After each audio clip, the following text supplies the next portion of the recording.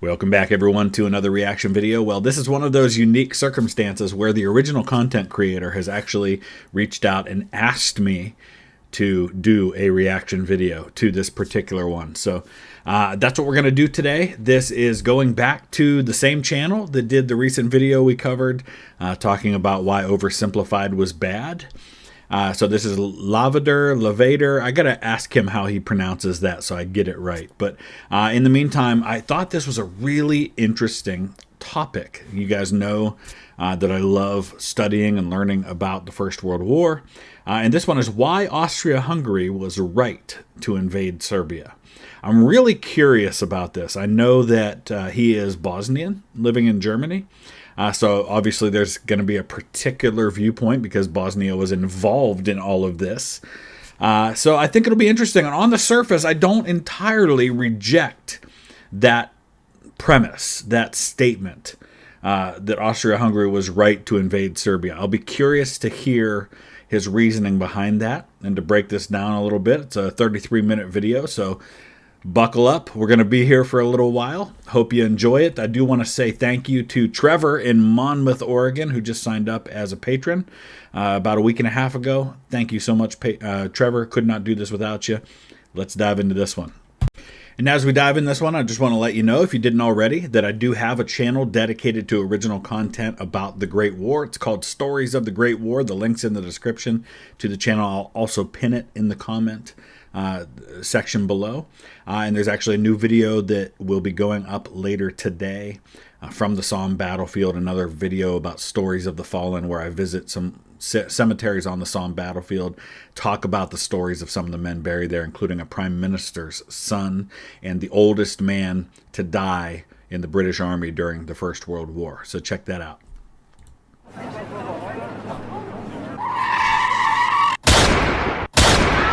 Sarajevo.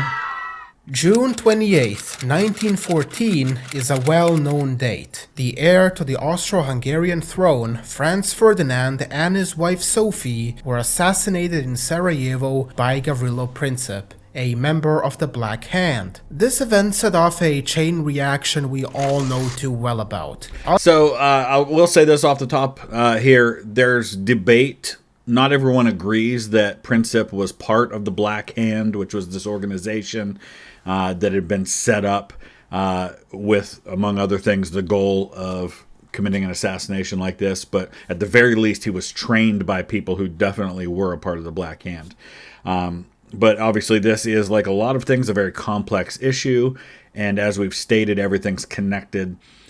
While this was the immediate cause of the war, there's so many other underlying issues that I'm sure he's going to dive into.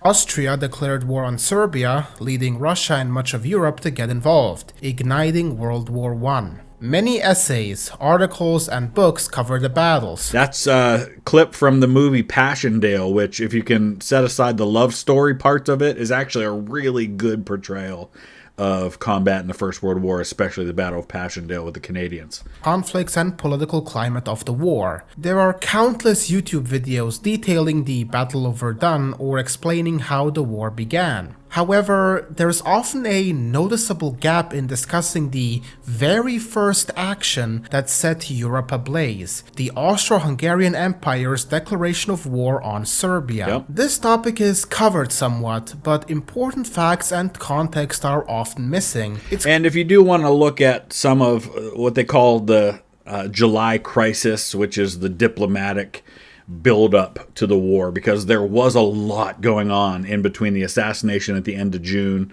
and the beginning of the war, which happens end of July, beginning of August. There's a whole month where there's just a flurry of diplomatic stuff going on, and that's what I think we're going to cover here. Extra History did a great job with covering that diplomatic crisis. It was one of the first World War I video series I ever did. It's clear the Austrians were eager to settle the Serbian question and went through great lengths to do so. The Austro-Hungarian military, especially Field Marshal Konrad von Hötzendorf, frequently called for war. The ultimatum sent to Serbia, where they agreed to all but one demand, gave Austria the perfect excuse to declare war. And Hötzendorf, like a lot of these military guys, were in conflict with the civilian authorities in many of these countries, now. Austria-Hungary, not so much. I think their civilian authorities were probably more in line with the military. But you have in places like Russia and Germany, you have a real desire by civilian authorities to avoid war, while the military in many cases is pushing hard for war. At the end of the day, the general view plenty of people have is that Serbia was an oppressed and innocent little country wholly lacking in responsibility for the assassination of the Archduke, and desirous of doing everything within the bounds of reason to satisfy the utterly unjustifiable and absurd demands of Austria-Hungary, who wanted to crush them in order to satisfy their militaristic and savage thirst for blood. In fact, I don't think it's quite that extreme, but I think like a lot of things in history, it's complicated.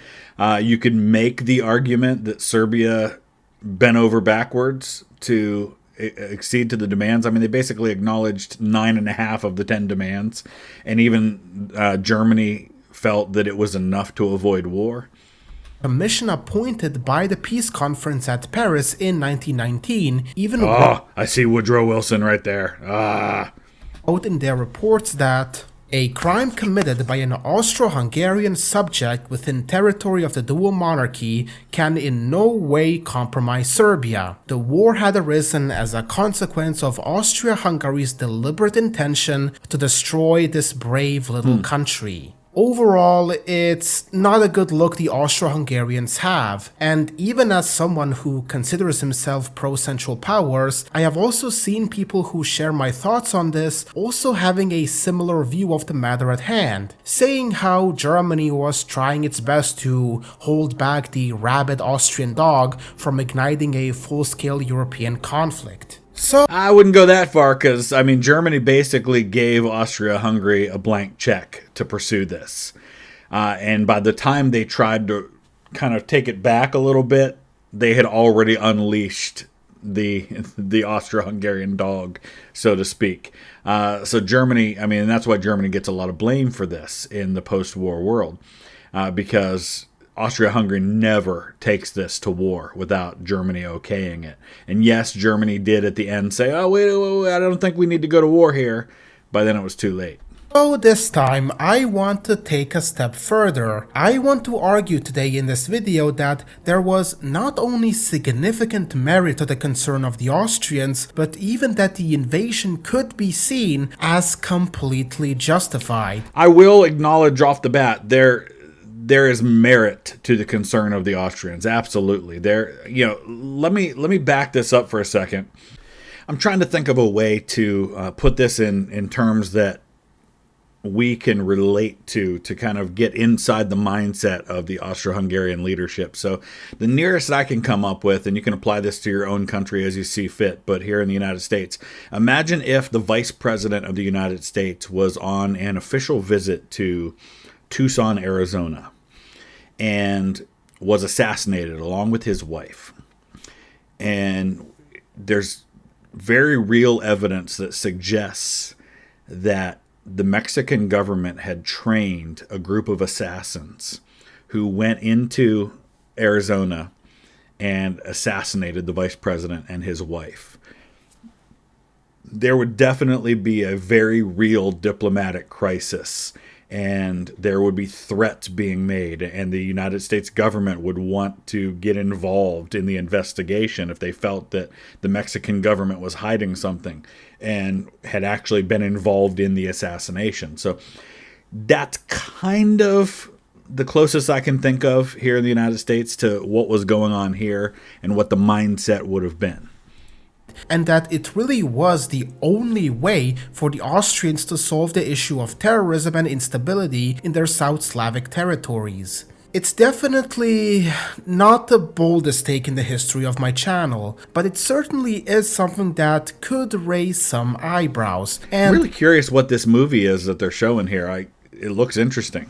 No worries, I believe I do have sufficient points to bring to the table. I believe that the time has finally come to re-evaluate Austria's intentions and concerns and interpret them, not as a brutal warmongering nation, but rather one that eventually chose the absolute last resort after everything else had failed. But before going into the July crisis, we need to take a small step back to the early 19th century.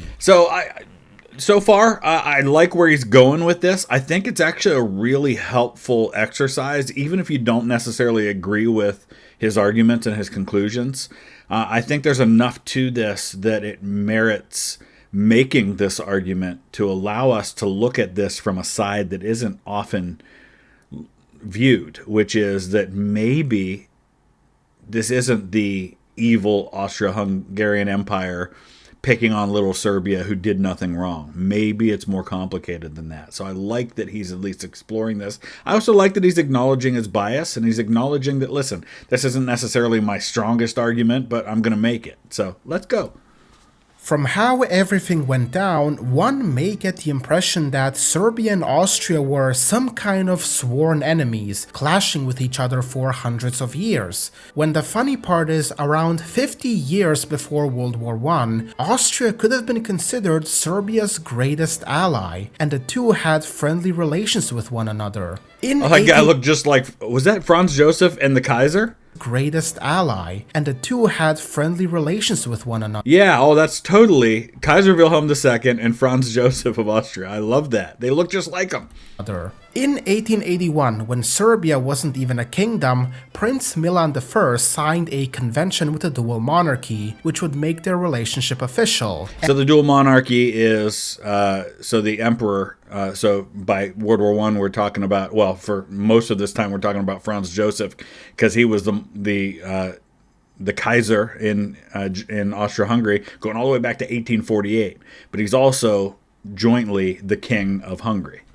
And this convention was mutually beneficial for both sides. Christopher Clark, in his Sleepwalkers book, considered the best modern work on the events leading up to World War I, would write about the convention as follows. In June 1881, Austria-Hungary and Serbia agreed a commercial treaty. 3 weeks later, it was supplemented by a secret convention, negotiated and signed by Prince Milan himself, which stipulated that Austria-Hungary would not only assist Serbia in its efforts to secure elevation to the status of a kingdom, but would also support Serbian claims to territorial annexations in Macedonia. And we know that the Balkans are a powder keg for decades leading up to the First World War, and there's a couple of actual wars in the Balkans, primarily involving the Ottoman Empire losing some territory. Serbia, for its part, agreed not to undermine the monarchy's position in Bosnia and Herzegovina. That's actually a really interesting point he's making there, because Serbia definitely violates this. Article 2 stated that Serbia would not permit any political, religious, or other intrigue to be directed from her territory against the Austro-Hungarian monarchy.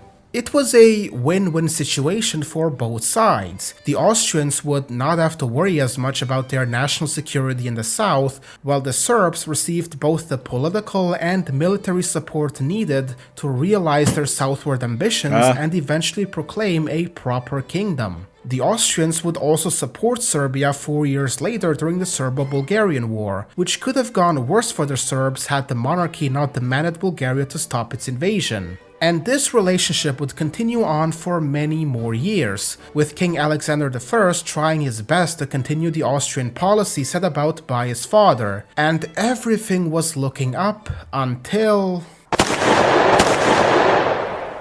On the 10th of June, 1903, military officers with the support of the People's Radical Party surrounded the royal residence and assassinated King Alexander, his wife Draga, and the then Serbian Prime Minister. Right, so the people with whom this agreement was made by the Austro-Hungarians are out of the picture, alongside any other royal family members they came across. And the sworn rivals of the Obrenović dynasty, the Karađorđevićs, ascended the position of the official Serbian royal family. Now, the conspirators had several different grievances with King Alexander I, and this was by no means an act with a singular motivation. But among the grievances was the fact that they believed Serbia was a tad bit too friendly with Austria, and their goal was to cozy up to Russia instead, and secretly continue the ambitions of destabilizing Austro-Slavic territories, with the end goal being their total emancipation from the Austrian yoke. And the majority of the conspirators, including one Dragun Dmitrievich, would later become members of the Black Hand. This is good stuff, because we often say you got to look at the whole story and you got to go back. You can't just say June 28, 1914. Well, what led up to June 28, 1914? He's exploring a little bit of this. It's compelling so far. Dmitrievich becoming its leader. Austria was naturally shocked and outraged at what took place in Belgrade. Not only had they lost a vital ally in the Balkans, but the royal family was literally slaughtered.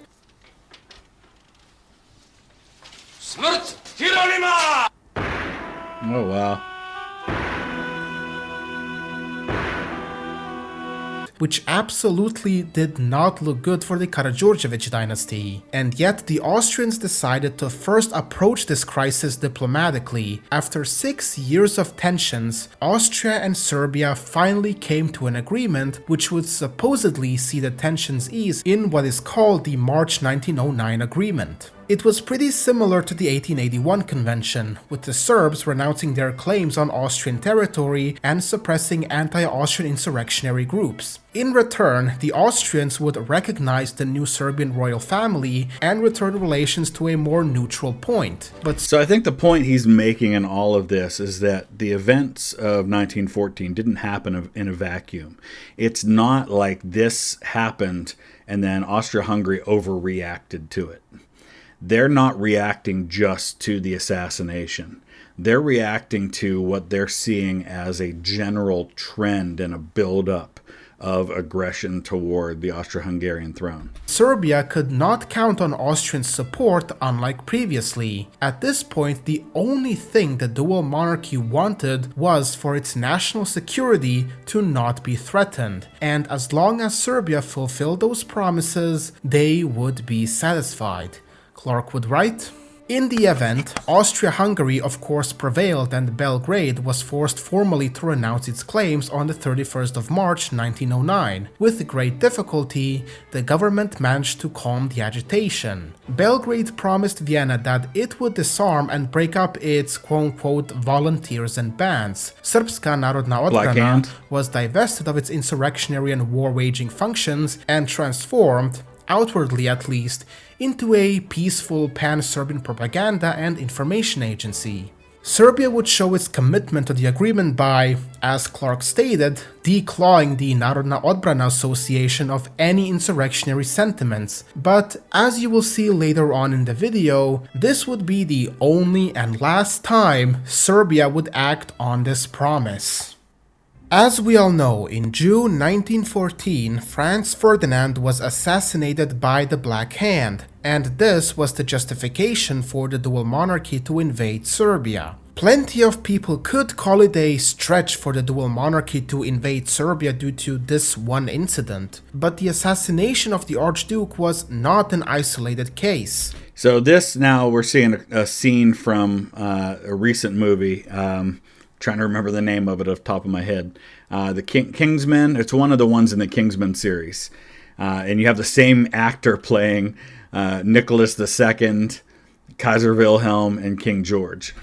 In 1910, only a year after the 1909 agreement, Serbian revolutionary Bogdan Žerajić attempted to assassinate the governor of Bosnia, Marijan Varešanin, but was unsuccessful. Whether Žerajić had any association with revolutionary associations in Serbia is unknown, and it could have very well been that he was acting on his own. But one thing remained certain: Žerajić had an enormous impact of inspiration for other groups, especially for the Black Hand, which would be officially founded only a year later in 1911. Since the assassination attempt on Vareshanin, the empire saw an enormous spike of insurrectionary and terrorist activities within her South Slavic lands, a large number of them having a connection to the Black Hand. Clark would write, July's attack marked the beginning of the systematic use of political terrorism against the political elite of the Habsburg Empire. There were 7 further similar incidents, and more than a dozen other abortive plots were detected in the South Slavic provinces of the empire during the 3 years between July's death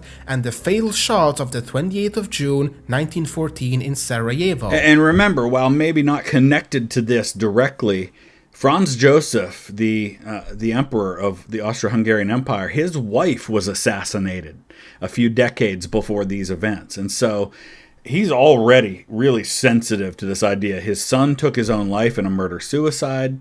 His wife was assassinated. She was stabbed to death. And now his nephew and heir is assassinated. So this is an ongoing thing that he has had to deal with.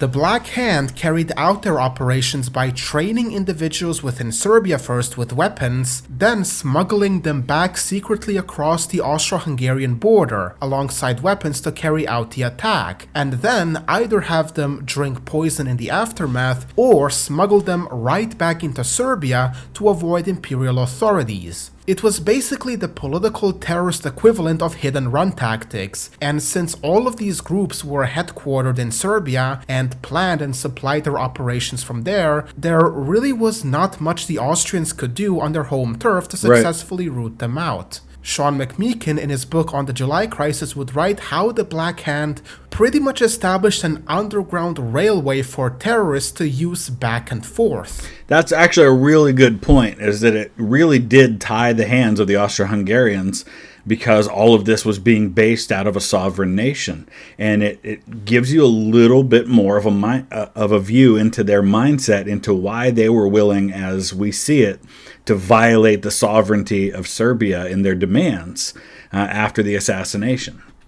The Black Hand provided more to the would-be assassins than weapons and training. Over the years, the organization had built a sort of underground railroad, or tunnel, of terrorism. It was not hard to smuggle individuals with fake papers onto Austrian territory, but smuggling weapons required a deft touch. Gavrilo Princip and his co-conspirators would in fact be trained within Serbian territory first on how they could shoot guns and throw bombs, and then be easily... They really unveil a statue of Gavrilo Princip?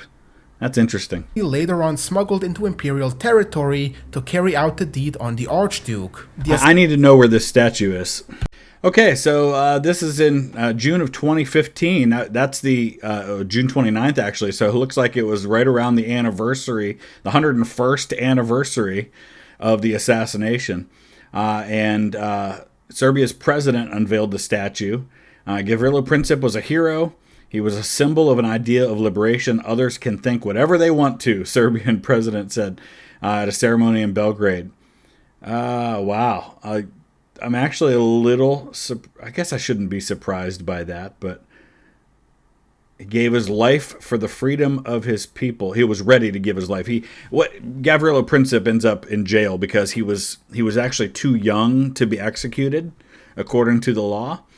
And so they put him in jail. He ends up dying of, I think, tuberculosis or pneumonia, some lung ailment a few years later.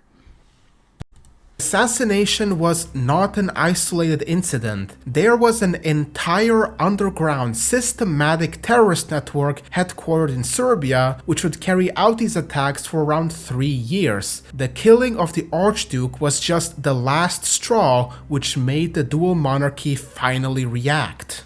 And here comes the crux of the issue, whether you believe the imperial government was correct in their attitude towards Serbia. Was the Serbian government involved in any way with the assassination? That's the question, right? Is this just an accusation, or is there concrete evidence that the Serbian government was involved in this? And if they were, then you have an argument to make, if you're Austria-Hungary, that the government can't be trusted to do this investigation itself. And if so, to what extent? I will come out and say this directly. The government had absolutely no association with the Black Hand, nor is there evidence to suggest that they had any involvement in the assassination whatsoever. You are not the cause! For many people, this is an open and shut case. If the government was not involved in any way, then they should not bear any responsibility for what happened. But are they protecting the people who are involved? That's the next question. And here comes the main argument of my point. While it is true that it had no involvement, the government was not only aware of the plot beforehand, but they even attempted to cover it up, potentially on behalf of the Black Hand after the fact. I would argue that is involvement. You're not directly involved, but you're allowing it. You're permitting it. You're even helping it succeed. So stick with me here for a moment. In 1924, a few years after the end of the war, a considerable volume was published in Belgrade celebrating the 10th anniversary of the outbreak of the war and the realization of Greater Serbia and the unification of the South Slavs. One article within this volume was titled "The Blood of Slavdom," written by the then Minister of Education, Ljubomir Jovanovic, under the cabinet of Prime Minister Nikola Pasic, who oversaw the July crisis. And in this article, Jovanovic dropped an absolute bombshell, confessing that the Serbian Prime Minister, as well as the entire cabinet, were fully aware of the assassination plot against the Archduke a full month beforehand. At the outbreak of World War I was Minister of Education in Pasic's cabinet. I do not remember whether it was at the end of May or the beginning of June when one day Pasic said to us that certain persons were making ready to go to Sarajevo to murder Franz Ferdinand, who was to go there to be solemnly received on St. Vitus Day. As they told me afterward, this plot was hatched by a group of secretly organized persons and by patriotic Bosnian students in Belgrade. But I will give credit where credit is due. It would be false to say that the government did absolutely nothing to warn the empire. Pasic did in fact send some kind of warning to Vienna beforehand. I am saying some kind of because this warning was extremely vague to the point of not being helpful, and probably could not even be considered a proper warning. The warning basically consisted of not advising the Archduke to visit Sarajevo due to regional unrest. And on that particular day, that was a particularly sensitive day for this visit to take place. And there is an argument to be made that you could look at this as the Austro-Hungarians kind of pushing the button a little bit by making this visit on this day. That was it. Nothing of a planned assassination plot, just a vague mention of recent unrest, something the dual monarchy absolutely could not work with. Historian Henry Elmer Barnes, in his book The Genesis of the World War, would write how this could not even have been considered a proper warning. In spite of this information in the possession of the Serbian cabinet, the Serbian government took no active steps either to frustrate the plot or to warn the Austrian government of the danger to the Archduke in his prospective visit to Sarajevo. As Professor Fay puts it, the Austrian Foreign Office never received any proper warning of any kind from the Serbian government. I gotta say, I mean, we're almost halfway into this now, and he's making a fairly compelling case so far. So, assuming all of this to be true, then the question becomes, did Austria-Hungary overreact in how it responded to all of this? Because I think it's a fair point that Austria-Hungary needed to respond to it. They needed to do something. Did all of this justify war, is the question. Even Clark concedes that this message was absolutely not adequate to the situation at hand, and that it wouldn't be outrageous to say that it perhaps even was a covering maneuver, that if the assassination did take place and the government was under scrutiny, they could refer to the warning and claim that they did their job. In short, a warning of sorts was sent, but not one that was adequate to the situation. In retrospect, it was the look of a covering maneuver. I was just thinking the same thing. This is one of those things where you can say, hey, we tried to warn you. You know, what do you want us to do? Jovanovic could have issued a more specific and forthright warning by providing the Austrians with the best information to hand in Belgrade. Pasic too could have informed the Austrians directly of the danger, rather than via Jovanovic. He could have launched a real investigation of the conspiracy and risk his own office rather than the peace and security of his nation. And there you go. I mean, that covering maneuver is a perfect description here, because he's not only got to do CYA mode, cover your, but with the Austro-Hungarians, he's also got to worry about his own people. Because if he does too much to help this foreign power that his people view with a side eye anyway, he's endangering his own position.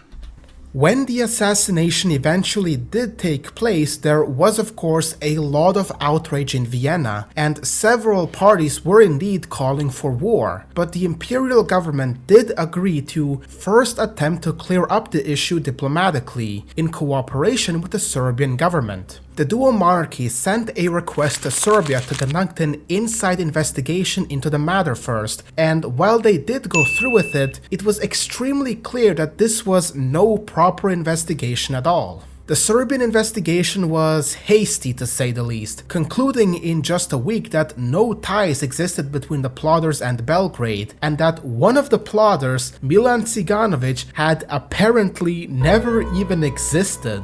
Clark would state, yet despite official assurances, the Serbian authorities never conducted an investigation proportionate to the gravity of the crime. The heir to a major empire's throne was assassinated.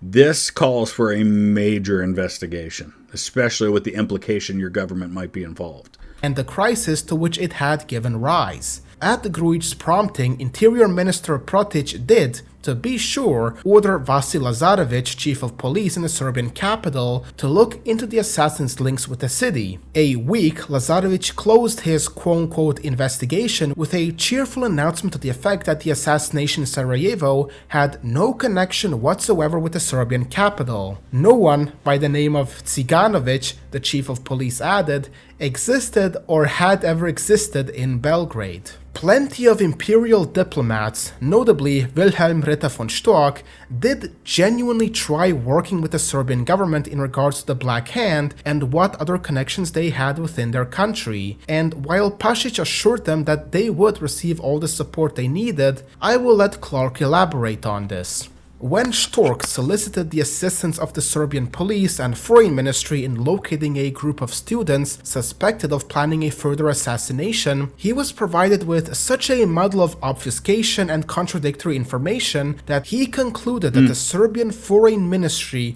was incapable of operating as a trustworthy partner, despite the assurances of Nikola Pasic.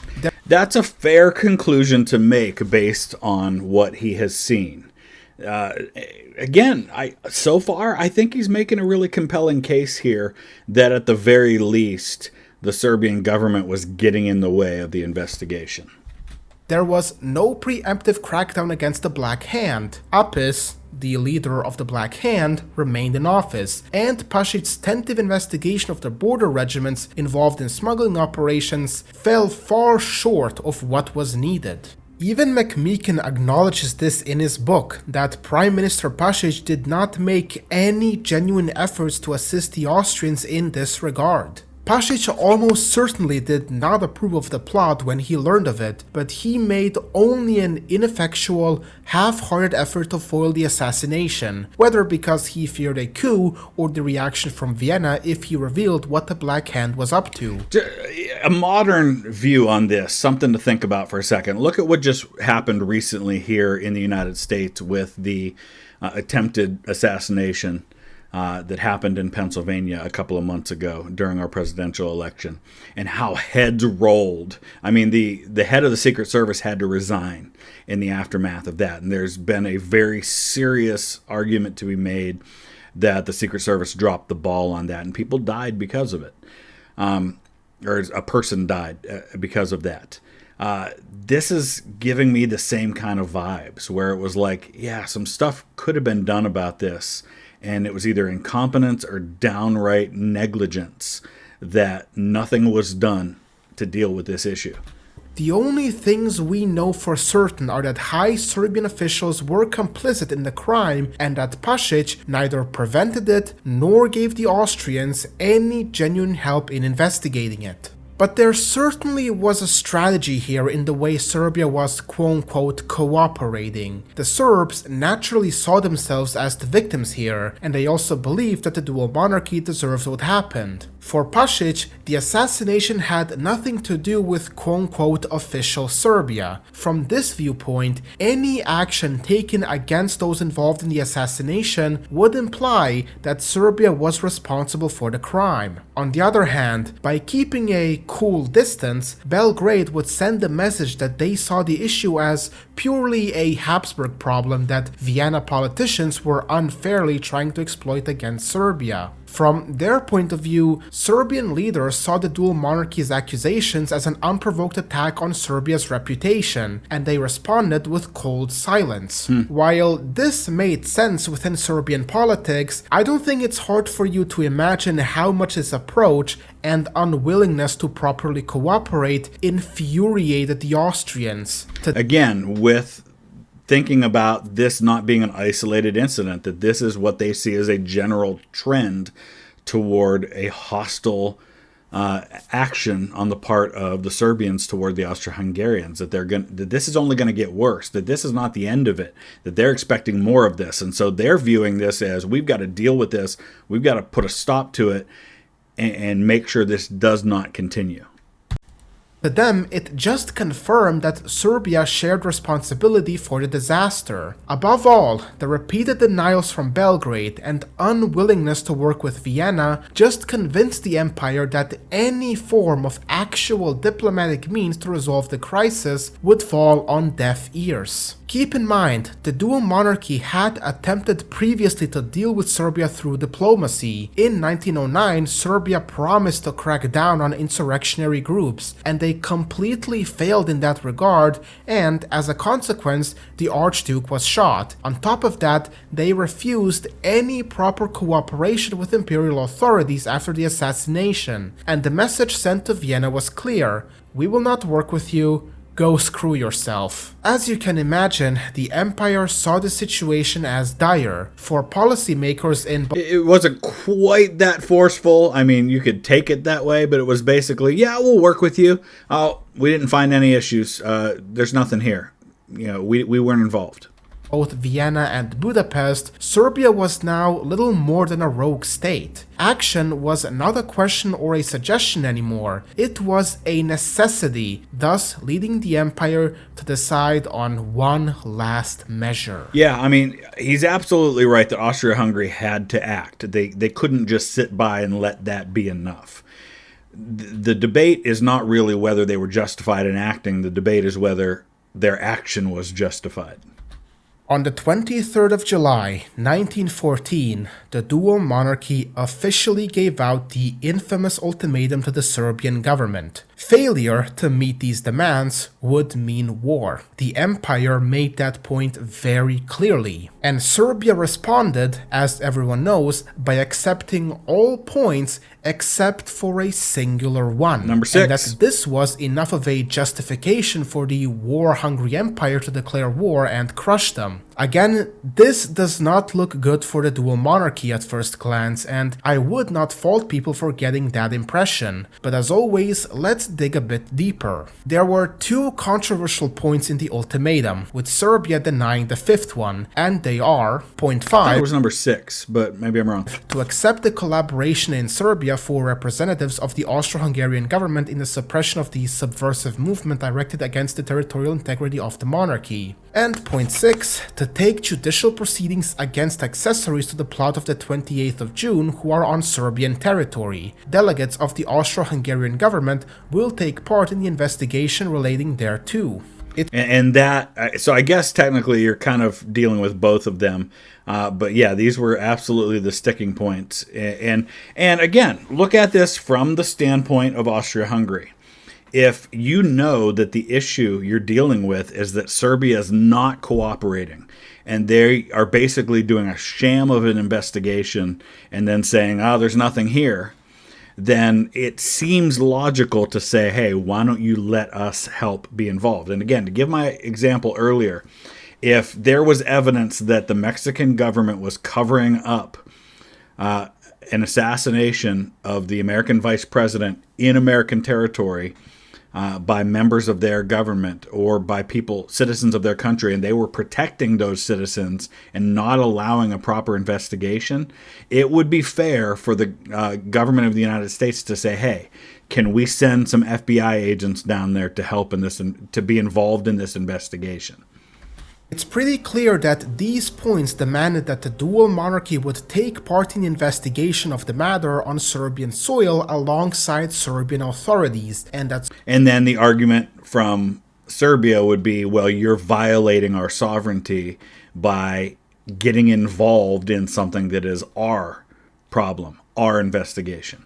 Serbia would prosecute those involved with the assassination with imperial supervision. These were the two supposedly outrageous points Serbia could not, under any circumstance, accept. These 2 points most definitely do violate Serbian sovereignty, since they involve authorities from another country being involved in investigations and court proceedings. So now let's reverse this and look at this from the viewpoint of the other side, of Serbia's side. Would the United States countenance a foreign government sending investigators into the United States to investigate American citizens and then allow those people to supervise our judicial process in prosecuting those people? Of course, the United States would never go for that. So now you look at that from Serbia's viewpoint and say, oh, no. That's not okay. But I ask you, considering how the Serbian government acted beforehand, can you blame the Austrians for demanding this? Not sure I can. There had been absolutely nothing to give credibility to the fact that the Serbian government was reliable and trustworthy to carry out these proceedings on their own. They could just as easily close the case after a week and then claim another guy apparently never existed, just like they did before. Yep. The dual monarchy gave the Serbs plenty of chances to prove themselves to be willing to cooperate, and every single time that proved futile. Clark would also very much concede on this point. The reason is obvious enough. Vienna did not trust the Serbian authorities to press home the investigation without some form of Austrian supervision and verification, and it must be said that nothing the Serbian government did between the 28th of June and the presentation of the ultimatum gave them any reason to think otherwise. And let's be fair here. Austria-Hungary is not demanding extradition of these people. They're not saying hand anyone over to us that might be involved and we'll deal with them. They're saying you deal with them, but actually deal with them.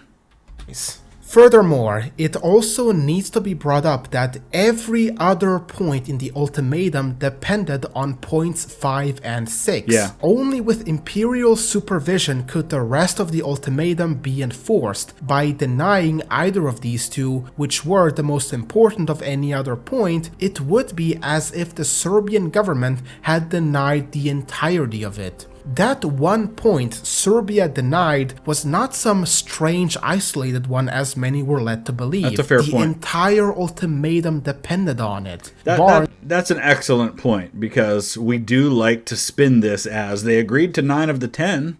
That was pretty good. No, not really, because as he said, the other ones are all connected.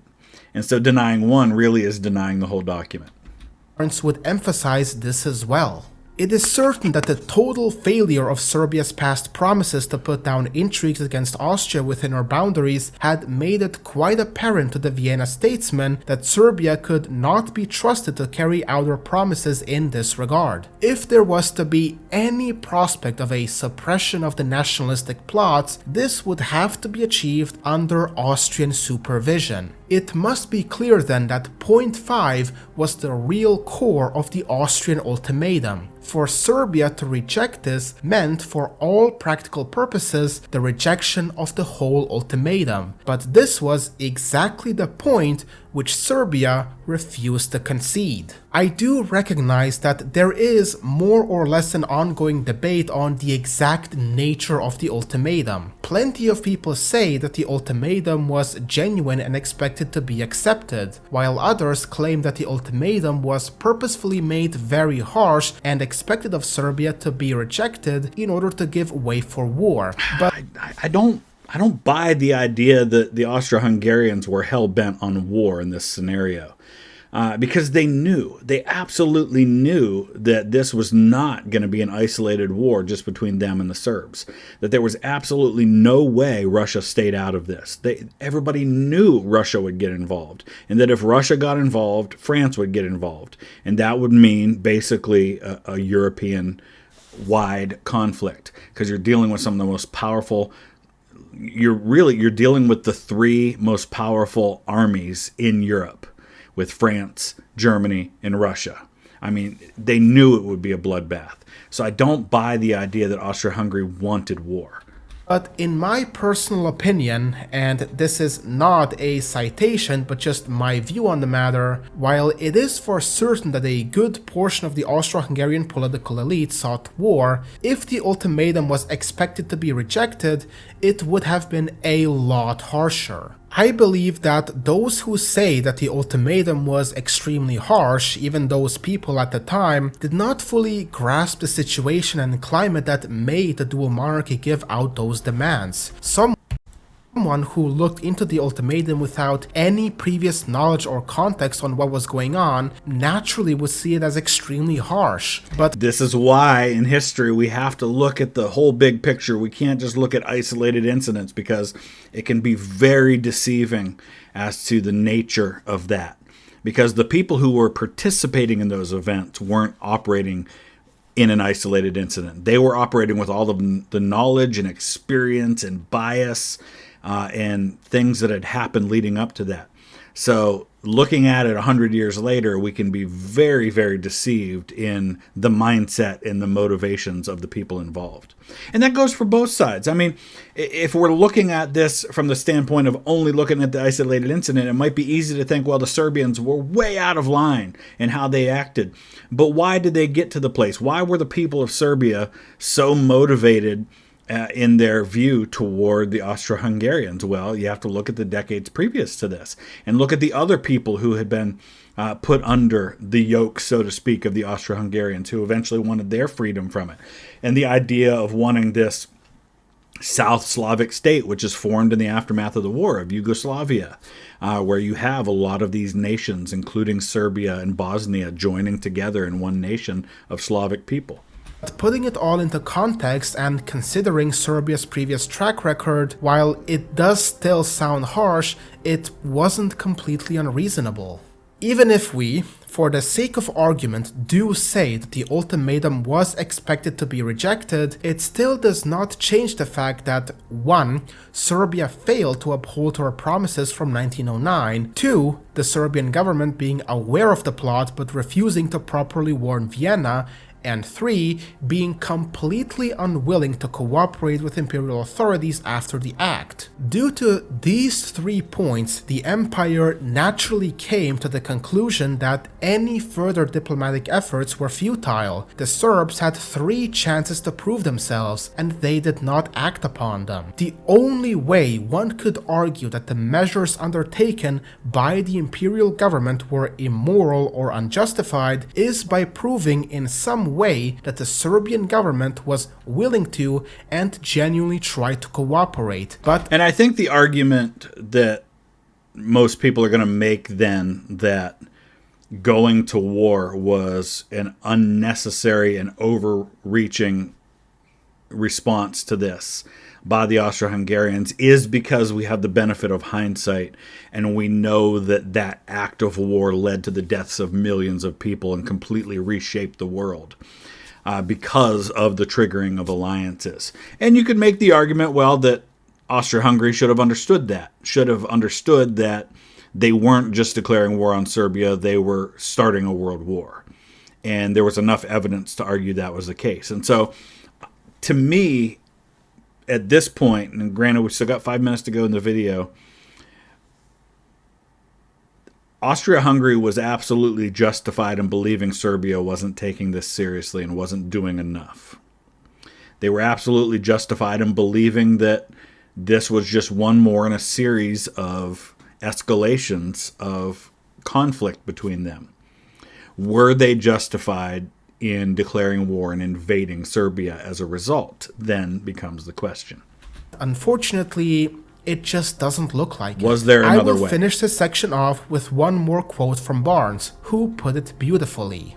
The fact that Austria from the beginning intended war, and that the ultimatum was not only severe but not made in good faith, does not in itself demonstrate that Austria was wrong or immoral in her conduct. Such a conclusion could be arrived at only by proving that anything less than war would have been adequate to clear up the Serbian menace, and by showing that Austria could have proceeded to a war with Serbia in some manner less likely to incite Russia and France to legitimate intervention. No one, to the writer's knowledge, has yet been able to bring forward conclusive evidence to establish either of these two potential indictments of Austrian procedure. The dual monarchy faced a difficult choice: back down and risk humiliation on the world stage, which would embolden the Black Hand and other insurgent groups, leading to increased terrorism and chaos in their South Slavic territories. That is an absolutely fair concern. Put yourself into the shoes of Austria-Hungary. What do you do?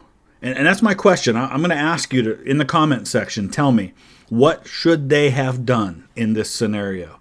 If war was too far, was too much, what's the alternative? And I'm asking that as a legitimate question because maybe there is an alternative. Maybe there's something I'm not thinking of. What could they have done differently? Endangering national security. Alternatively, they could declare war on Serbia, believing the conflict would remain localized, similar to previous conflicts like I think that this guy here ended up being assassinated himself. Is this the guy who... I think he ended up the king of Yugoslavia and was assassinated in like the 1930s. Let me double check that because I think there's video. Like there's film of his assassination. Yeah, that's King Alexander I. I'm pretty sure that was him in that film. He was assassinated in 1934 in France, in Marseille, in an attack that also killed the French foreign minister. And that's one that people don't talk about. And there is actually film of that incident taking place. The Balkan Wars or the Italo-Turkish War. I'm almost positive Austro-Hungarian policymakers thought that such a minor conflict wouldn't disrupt the diplomatic stability of Europe, and, well, we know how that turned out. For them, the security and integrity of the empire were the top priorities, and who could blame them really? I know what some people are now expecting me to say, that I believe Serbia should be blamed for causing the First World War. But despite believing Serbia was in the wrong here and that the dual monarchy was justified in its approach, I would not go as far as to claim that they should be seen as some main culprit, because there's a lot of blame to go around for why the First World War happened. There are so many places at which this thing could have stopped from getting to the place that it did. Remember, what I have talked about here should only be seen as one aspect in the complex topic that is the First World War, focusing solely on Serbia and the empire during the July crisis. I have not even talked about what role Russia had played. I was planning to, but then I realized that this script would take up 10 more pages, and then I would have to bring up France, and oh boy does it go on and on. Time for another video. Let me be absolutely clear here. There were no villains in the Great War. It was simply a clash of conflicting national interests that could not be reconciled. 100%. Every country was acting to advance their interests and spot on the world stage, 100%, including yes. Serbia. I absolutely do not fault them for having the ambitions that they had. From their perspective, it did make sense as to why they acted the way they did. Excellent point. Everybody's acting in their own national interest, and those interests come into conflicts that can't be reconciled. And that's why so many people argue that war was inevitable in Europe.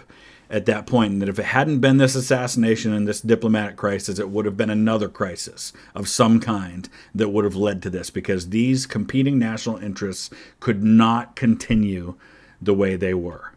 Why? It was of course to unify the South Slavs under their rule, so naturally they are gonna act in ways to realize this, very clearly going against Habsburg interests and security, and in the end, they did get their dream. Do I believe that I could switch everyone to the Austro-Hungarian team with this video with everything I have presented here? No, not really. In fact, I know well that there will be people who will acknowledge everything here, but still prefer to side with Serbia either because they like them or see their interests aligning with theirs. I don't side with either one. I see this as just a whole bunch of... It's not like World War II, where there's clear-cut black and white good guys and bad guys. Kind of. I mean, there's still some nuance there, obviously, but it's much more clear-cut. That's not the case here. And you know what? That is completely fine. I don't think it's inherently bad for someone to believe that one side had good reasons to act the way they did and still side with the other side. I mean, imagine a Serb going up against their own country because of this and cheering on Imperial soldiers entering Belgrade. It's just ludicrous. That's true, he's a Serb. Attempting to do this is like trying to make your dog or cat vegan. As the saying goes, c'est la vie. But for those who are looking into this through a more neutral and curious viewpoint, I at least hope it has helped you shape your understanding of the complex topic of which there are hundreds and hundreds of layers of. You don't have to agree with me on everything, nor do I really expect you to, but I would say my main point of this video has been to challenge the commonly held perspective and caricature of the dual monarchy as a warmongering beast that was waiting for any opportunity to attack Serbia, and I do believe that I have succeeded in some regards to this. In the field of history, it's always important to consider different perspectives, challenging both ourselves and the wider historical narrative, within reason of course. It provides us with a unique and meaningful insight, not just on how historical events took place, but most importantly of all, shed some light on the multifaceted nature of the driving force behind it all, the human condition. Anyway, that's such a great point. In the end, and I've said this before about different forms of government and things like that, in the end, what you can't account for is that people are involved. You can have great plans on paper, but you hand them over to people and people will find a way to screw it up. And human nature is human nature. And that really is the main culprit in all of this. That has all been for today, and I will see you all next time. I gotta say, that was really compelling. That was really good. I would not quite go the step of saying they were justified in starting a war, but he makes a really compelling case of why they felt they were justified in starting a war. And he's 100% right that this is not the caricature of Austria-Hungary bad. They were way overreacting to what happened, and they should not have done this. He makes a really compelling case in that, and I thought I would love to hear what you guys think about this. Am I right in agreeing with him with most of this? Is he right? What would you have done if you were Austria-Hungary? What would you have done if you were Serbia? In hindsight, obviously, which is 2020, what could have been done to avoid the war that also would have been an acceptable solution to this for all parties involved? In the meantime, definitely check out my channel, Stories of the Great War. Like I said, new video going up from the Somme battlefield later today. I want to thank Gert in Denmark and Cheryl in Surrey in British Columbia. Thank you both for your support on Patreon. If you want to learn more about how to support me on Patreon, just click on the link for the Patreon page, also in the description. Thanks for watching.